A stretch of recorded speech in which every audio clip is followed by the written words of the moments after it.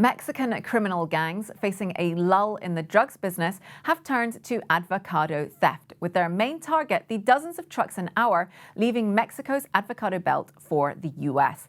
The Mexican avocado business is a healthy one, with sales to the US bringing in close to $2 billion a year, a demand that spikes right before the Super Bowl.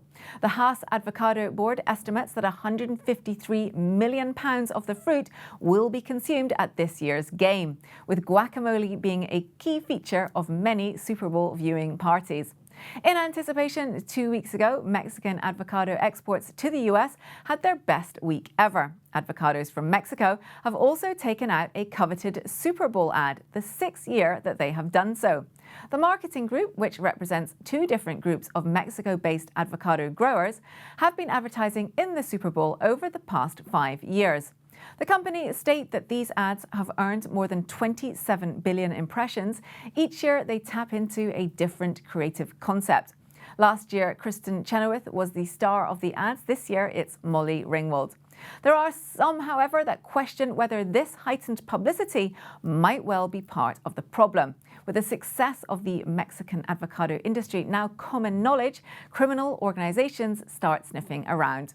The criminal activity around Mexican avocados holds similarities with so-called conflict minerals, such as tantalum, tin, tungsten, and gold.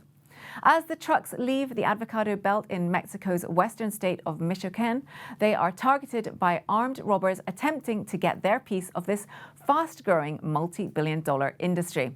As with the drugs trade, parts of the country have now become no-go areas, even for the police. Production of the fruit is also rising, reaching 1.09 million tons in the 2018 to 2019 season, up almost 4% from 2017 to 18. Exports last season also rose by 5.4%, with the US the largest importer of Mexican avocados.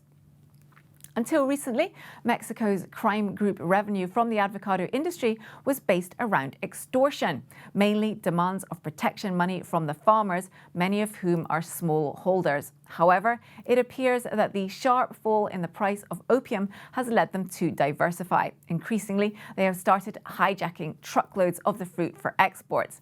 Interestingly, the rise in avocado crime is therefore indirectly linked to the US opioid crisis. Americans' increased use of fentanyl, a synthetic opioid used for pain relief, pushed down the price of heroin, which in turn led to a drop in the price of Mexican opium, according to Nathaniel Morris, a researcher of Mexican modern history at University College London and co-author of a report on the rise of US fentanyl and the Mexican opium crisis. Rising violence could even threaten to disrupt the flow of avocados into the US. Last year, the US Department of Agriculture was forced to suspend inspections in the Yucatan area of Mexico after their employees were repeatedly threatened.